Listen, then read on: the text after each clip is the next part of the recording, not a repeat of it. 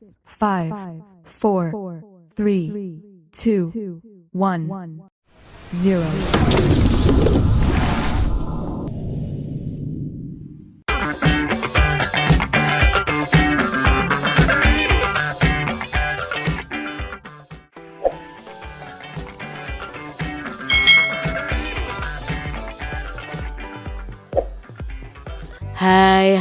Hai. Selamat datang di channel YouTube Kak Citra. Apa kabar adik-adik semuanya? Kak Citra berharap kalian dalam keadaan yang baik, sehat, dan siap untuk belajar ya.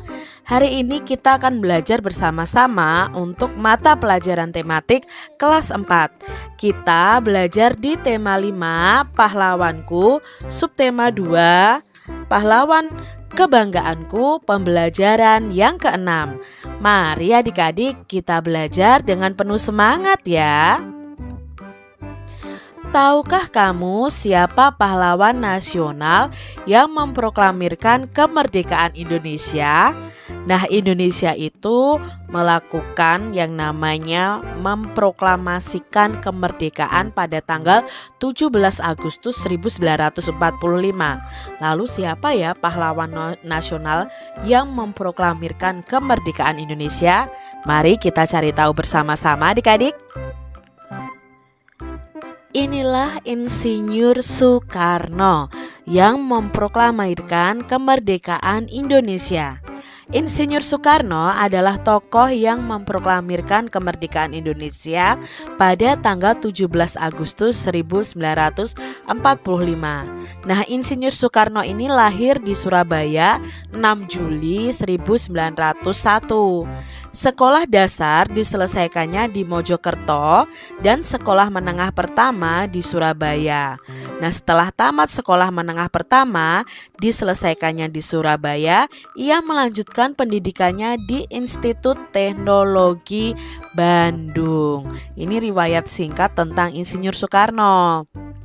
Nah, Insinyur Soekarno ini adalah tokoh yang memproklamirkan kemerdekaan Indonesia pada tanggal 17 Agustus 1945.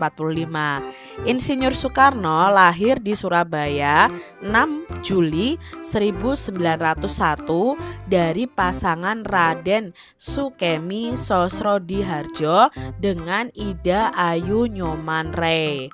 Nah, sekolah dasar sudah diselesaikannya di Mojokerto dan sekolah menengah pertama di Surabaya. Di Mojokerto, ayahnya memasukkan Soekarno itu ke Erstedt Inland School ya, namanya Inland School.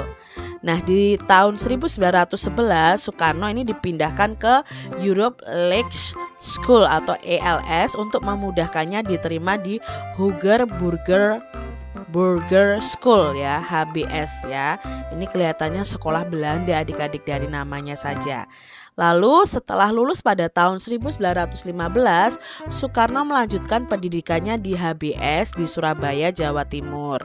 Nah, di Surabaya ini Soekarno banyak bertemu dengan para tokoh dari Sarekat Islam, organisasi yang kala itu dipimpin oleh Hos Cokro Aminoto yang juga memberi tumpangan kepada Soekarno untuk tinggal di Surabaya.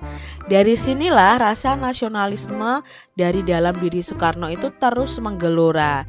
Di tahun berikutnya Soekarno mulai aktif dalam kegiatan organisasi pemuda yang namanya Trikoro Darmo yang dibentuk sebagai organisasi dari Budi Utomo. Nah, nama organisasi tersebut kemudian Soekarno ganti menjadi Jong Java atau Pemuda Jawa pada tahun 1918. Di tahun 1920 seusai tamat dari HBS, Soekarno ini melanjutkan studi di Teknik House School. Sekarang berganti nama menjadi Institut Teknologi Bandung di Bandung dan mengambil jurusan Teknik Sipil. Saat bersekolah di Bandung, Soekarno tinggal di kediaman Haji Sanusi yang merupakan anggota Sarekat Islam dan sahabat karib dari Cokro Aminoto.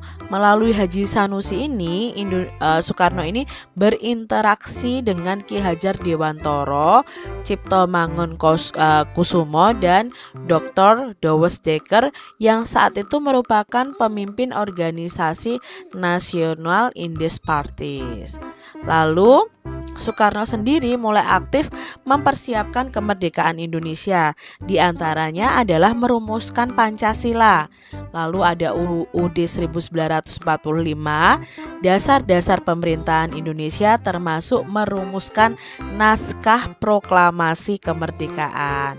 Lalu pada akhirnya Soekarno bersama tokoh-tokoh nasional lainnya mulai mempersiapkan diri menjelang proklamasi kemerdekaan Republik Indonesia. Berdasarkan sidang yang diadakan oleh BPUPKI atau Badan Penyelidik Usaha Persiapan Kemerdekaan Indonesia, panitia kecil untuk upacara proklamasi yang terdiri dari 8 orang yang resmi dibentuk adik-adik. Lalu apa sih yang bisa kita pelajari dari tokoh Insinyur Soekarno ini ya? Kalian bisa mencari lebih lanjut informasi tentang Insinyur Soekarno ini. Nah, nama tokoh yang kita pelajari adalah Insinyur Soekarno ya. Lalu tempat tanggal lahirnya Surabaya 6 Juli 1901. Pendidikannya ya sudah ada, dia sekolah di ELS dan di HBS. Lalu perjuangan yang dilakukannya adalah memproklamirkan kemerdekaan dan menjadi presiden pertama Republik Indonesia. Sikap yang perlu kita teladani dari Insinyur Soekarno ini berani, bertanggung jawab, cinta tanah air, dan rela berkorban. Nah, kesimpulan apa yang bisa kita pelajari dari Insinyur Soekarno ini? Insinyur Soekarno adalah seorang sosok pahlawan yang sejati. Dia mengabdikan dirinya untuk Indonesia dan kedamaian dunia.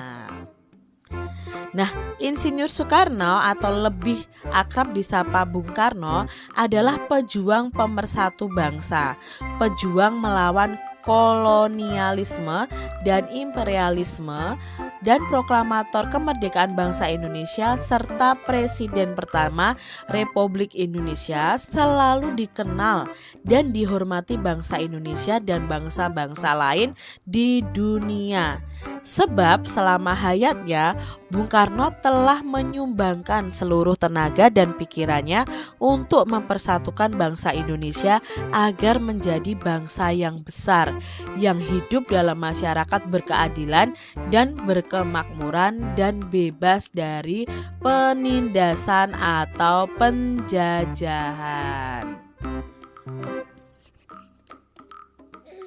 Nah, pada tanggal 17 Agustus 1945, Indonesia ini memproklamirkan kemerdekaannya.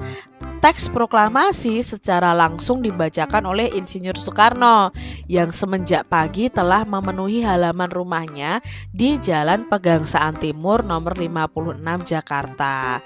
Lalu pada tanggal 18 Agustus 1945, Soekarno dan Muhammad Hatta diangkat oleh PPKI menjadi Presiden dan Wakil Presiden Republik Indonesia. Pada tanggal 29 Agustus 1945, pengangkatan Presiden Soekarno dan Wakil Presiden yaitu Muhammad Hatta itu dikukuhkan oleh KNIP.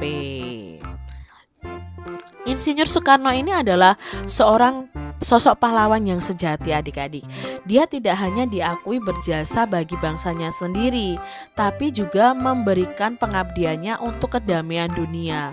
Semua sepakat bahwa Insinyur Soekarno adalah seorang manusia yang tidak biasa, yang belum tentu dilahirkan kembali dalam waktu 1 abad. Nah, Insinyur Soekarno adalah bapak bangsa yang tidak akan tergantikan sampai sekarang. Insinyur Soekarno akan lebih akrab disapa Bung Karno adalah pejuang pemersatu, pejuang melawan kolonialisme ya tadi ya, proklamator juga. Nah, itu kita harus menghargai jasa pahlawan kita ya, yaitu Insinyur Soekarno. Upaya Bung Karno untuk menciptakan masyarakat berkeadilan dan berkemakmuran itu sejalan dengan sila kelima Pancasila, yaitu keadilan sosial bagi seluruh rakyat Indonesia. Sikap keadilan sosial juga dapat kita tunjukkan dalam kehidupan sehari-hari.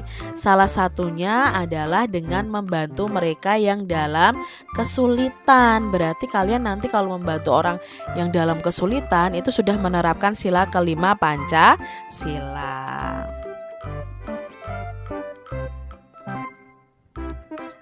Sikap yang menunjukkan keadilan sosial juga dapat ditunjukkan dalam kehidupan sehari-hari ya. Salah satu contohnya tadi adalah dengan membantu orang yang mengalami kesulitan. Nah, sebelumnya adik-adik telah mempelajari bagaimana menangani luka karena terjatuh atau luka melepuh.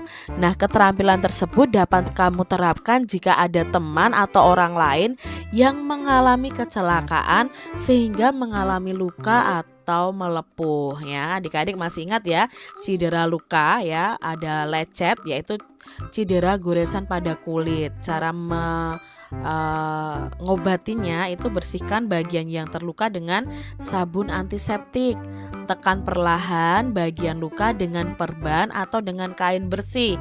Lalu oleskan bagian luka dengan krim antiseptik. Itu cara merawat luka lecet. Nah, cara merawat luka lepuh itu dinginkan bagian yang lepuh dengan air bersih. Bersihkan dan keringkan bagian yang lepuh. Balut longgar dengan perban ya. Jangan mengompres luka bakar dengan es karena dapat merusak kulit dan memperburuk cedera. Itu tadi langkah-langkah mengobati luka lecet dan luka lepuh. Demikian tadi adik-adik pembahasan kita di tema 5 subtema 2 pembelajaran yang ke-6. Semoga video pembelajaran ini bermanfaat untuk adik-adik semuanya. Dan sampai jumpa lagi di video pembelajaran Kak Citra selanjutnya. Tuhan memberkati. Jangan lupa tekan tombol subscribe, lalu tekan loncengnya, tekan juga tombol like, lalu share ke media sosial kalian.